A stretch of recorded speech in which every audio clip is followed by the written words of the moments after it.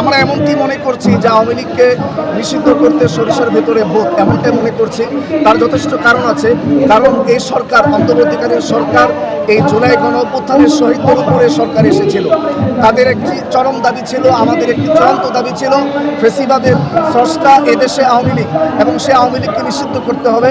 যারা শাপলার গণহত্যা চালিয়েছে, যারা 2013 সাল থেকে 2015 সাল পর্যন্ত জামাত ইসলামী নেতৃবৃন্দকে যারা মিথ্যা ভুয়া বিচারে ফাঁসির কাস্টে ঝুলিয়েছে, যারা সত্যিকারেরই দেশপ্রেমিক ছিলেন, ইসলামী আন্দোলনের নেতা ছিলেন, তাদেরকে তারা ফাঁসি দিয়েছে।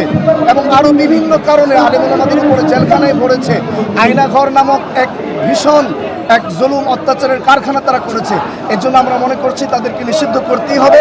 এবং এটাই সরকারের চরম ব্যর্থতা যে এই 8 মাস অতিবাহিত হয়ে গেল, 9 মাস অতিবাহিত হতে যাচ্ছে, এখন পর্যন্ত কিন্তু আওয়ামী লীগকে নিষিদ্ধ করা হয়নি। আর দুঃখের বিষয় হচ্ছে যে আমাদের আন্দোলন করতে হচ্ছে, দাবি পেশ করতে হচ্ছে।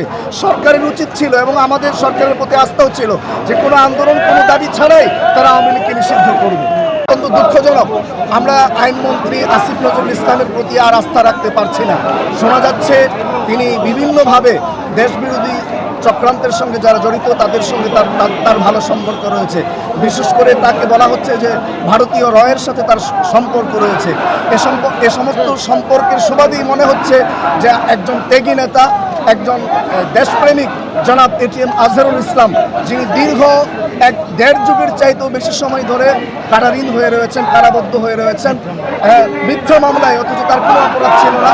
এটি আইনমন্ত্রী হিসেবে তার চরম ব্যর্থতা যে এখনও এটিএম আজহারুল ইসলাম সাহেবকে মুক্তি দেওয়া হয়নি।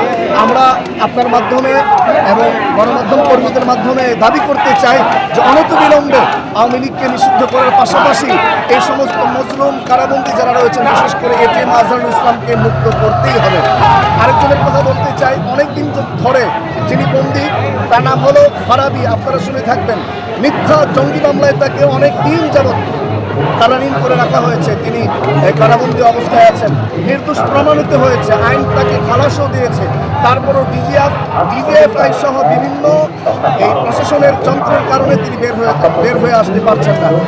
আমরা দাবি করব যে এরকম মুসলিম আলেম, ইসলাম প্রেমিক, দিন প্রেমিক, ধর্মপ্রেমিক লোকদেরকে অবশ্যই মুক্ত করবে।